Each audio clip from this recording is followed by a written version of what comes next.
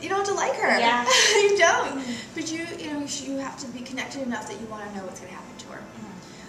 And root for her in some way that she's going to heal. But if she didn't, you just have to recognize that that's the fault of her character.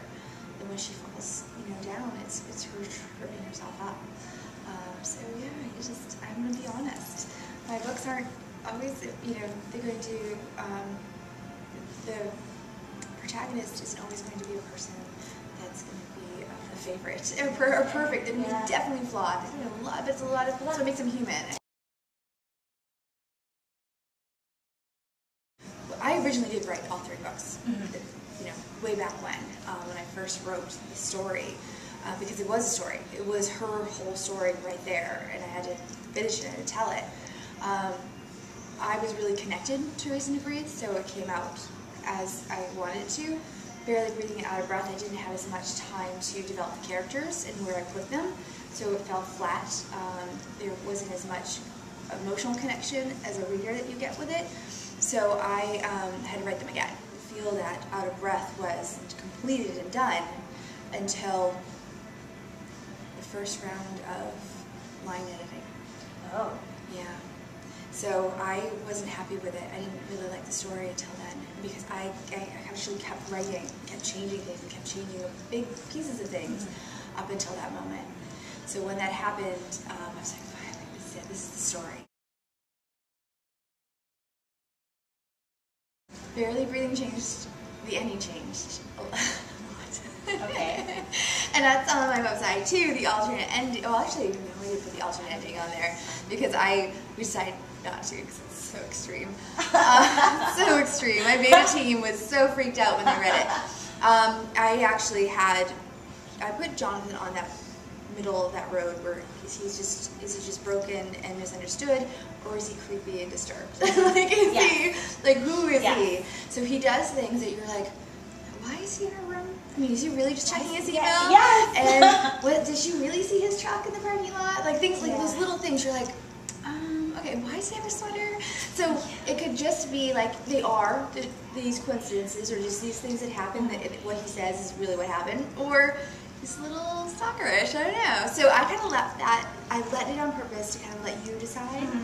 I didn't answer it for you, and now I don't know how I'm going to do it for his book. But as far as the ending, I pushed him over to make him the dangerous guy, because when Emma rejected him, he's crumbled, and he's like another person that let him down, and he's like, I've done all this for you, and you're still going back to him, and because she, especially when she's cooking, and he sees all this that she's doing for him, he's like, well, what was I there for you for? So they end up getting the original version. They kind of get in the scuffle. He ends up hitting her, and she defends herself, and because she's in the kitchen, and like the knives fly, and one lands in the foyer. She ends up stabbing him. Wow. And killing him. Oh my God. Yeah. So, but in the second version of that, she does end up killing him again, but Evan arrives, and he stabs Evan. So she does it to defend because of Evan. Since you said Barely Breathing, Out of Breath went through a lot of changes story-wise, was the very end of Out of Breath the same as what you envisioned? Like, was that how you wanted originally the book to end? Yeah, they were going to be together. The house was new in this version, like it being sold, but it was going to be more, he was going to surprise her at the end. And I was like, you know what, she's never had the chance to do that, because she tried to do the birthday party and that was miserable, disaster. So I wanted her to be able to do a moment, and there's things in high school that they never got to do. I mean, they never got to go to prom. They never got to, she didn't get to graduate. So it's just those things of like, well, I need to take one of those moments and give it back to them. So those are subtle changes, but they were together. There was a definitely romantic ending at the end. It just changed what it was. So, and of course my epilogue at the very beginning, it was kind of like a tease, because I'm not a nice, neat, but at the happily end, ever after. so you're panicking, right? She's in her dress and she's panicking. There's like a hint of, is this a wedding? But then I was like, we changed it. She's falling up to her grandmother's house, but it was just I'm not that's just, again, keeping it real. They're, she's 20. I'm not going to move ahead again. They just got back together. They just got back together. I'm not going to do that. I have so many projects in my head. So many projects.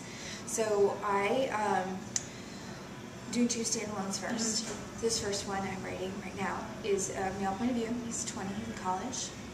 It's him telling her story.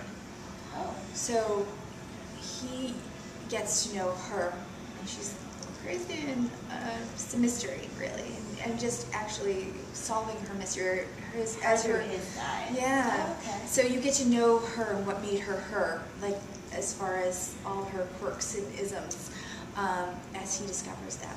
So it really is her story. Okay. And then what about the second? That one is going to be crazy. That one is going to get me nice and warmed up for Jonathan's messed up life, because it's going to be about an emotionally abusive relationship. Okay. She had a couple in college. Okay.